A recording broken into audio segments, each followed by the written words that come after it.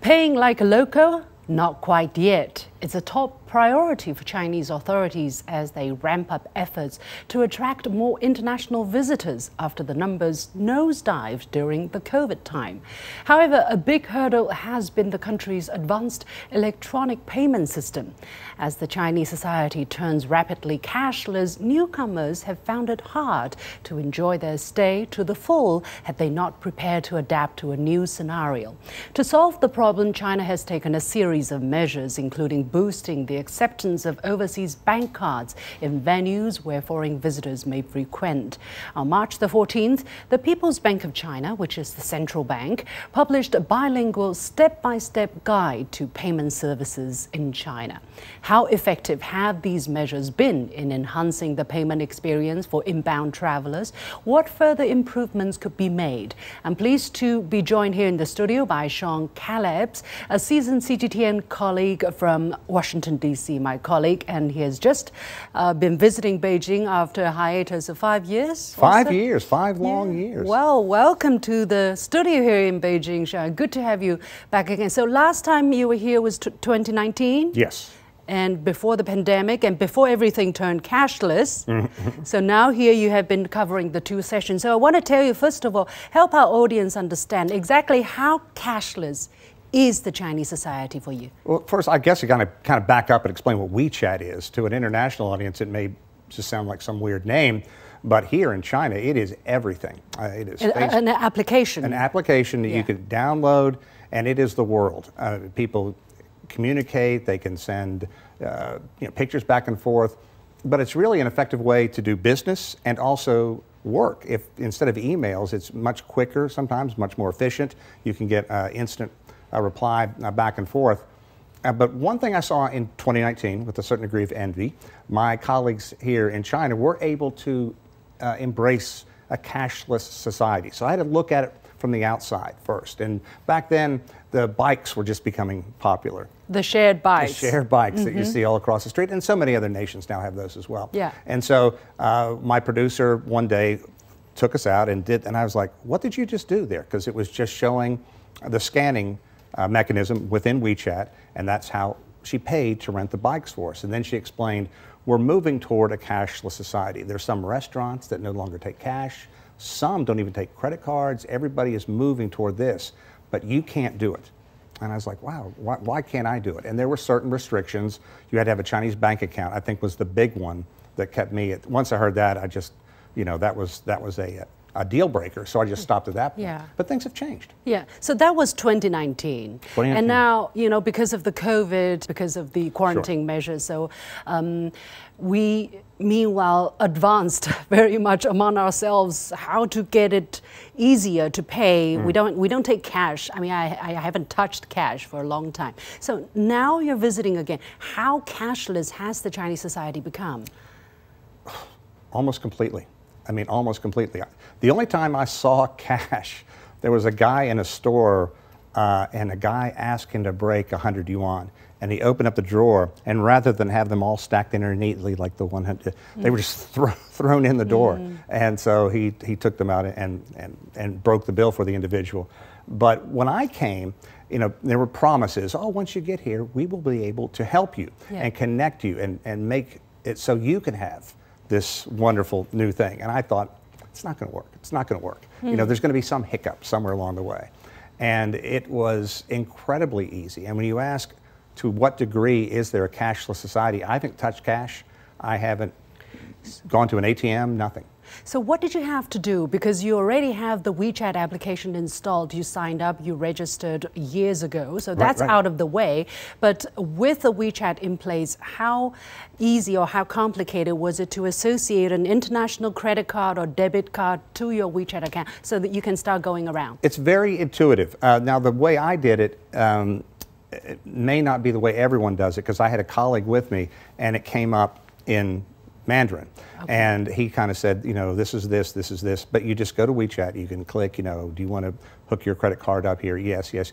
And I mean, 20 seconds, it was done. I mean, it was that easy. Were you asked to do facial recognition or put in your I had the choice, and I passport? chose to do facial recognition. You know, the passport is a good question, and I was so excited to do it. I don't remember the specifics because it was so quick. I really should know that. And then, you know, I guess there are going to be some people who are worried about putting their personal credit card on any kind of app. Yeah. And there's going to be some who say, I'm not going to put it on a Chinese app under any circumstances. Yeah. And I've had no trouble, especially with the facial recognition, because it's actually two-step. One, I have to enter a code that, you know, and it's a 6-digit code, so it's going to be hard to break.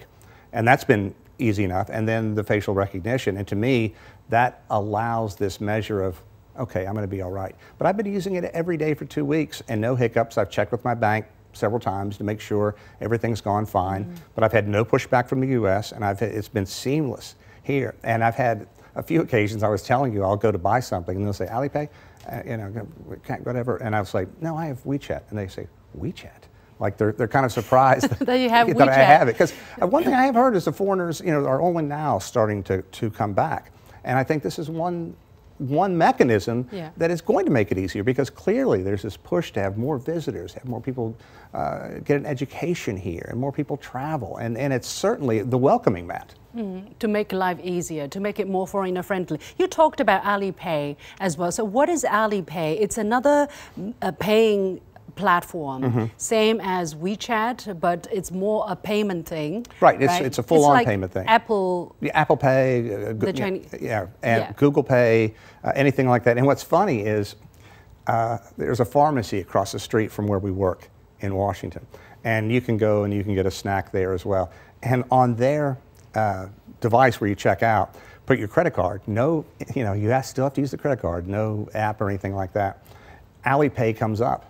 And I asked the person, I said, do you know what Alipay is? And they looked at me and said, I heard it's something Chinese. Like they have no idea what it is. So it cracks me up that it's there. And you could use it, but people aren't. So imagine you wouldn't have the possibility to hook up your international credit card to the Chinese applications. Imagine you only had an international credit card and cash, either dollars or renminbi, after you changed the money wherever you could. How difficult would it have been? It's going to be more difficult. And as I mentioned, there's some restaurants that absolutely don't want cash, and they don't want or do not accept credit cards. So you're going to run up against that. You know, it's not going to be a deal breaker, because I think you would be able to go through, but it's going to be awkward, it's going to be confusing, it's going to hold things up. You know, and you have so many in the service industry who are young, they're kids, and this is all they have ever used. You put your WeChat on here, and I can go up, and it says you can either scan or have the money depending on which way you pay, and it's just so simple. You know, to me, it makes 100% sense to move in this direction. And I don't know to what degree they're doing it in the U.S. or in Europe, but you know, it's working here and it's working well. And what I really like is they are embracing foreigners, and they want to make it easier for people to come here, and that's what's important. Yeah, so definitely that's the direction to go. There have been a lot of discussions about how to make it easier. They're talking about, you know, setting up counters at the airport, or making people accept more credit POS machines, because for a very short period of time, I remember maybe 20 years ago or something, Chinese people started to use credit cards, but that never became a popular way of consumption. I mean, you probably know, we just never got used to using credit card. We kind of bypassed the stage of credit card and went straight to this cashless thing. So how difficult do you foresee the measure to ask people to reuse POS machines? You know, so is it going to be effective? Because foreign visitors will carry their credit cards. Absolutely, and you're going to get pushback from some foreigners who simply don't want to do this for one reason or another. And the only way I think you can combat that is, you know, it sounds simple, but by like what you're doing. You explain to people, this is what it is.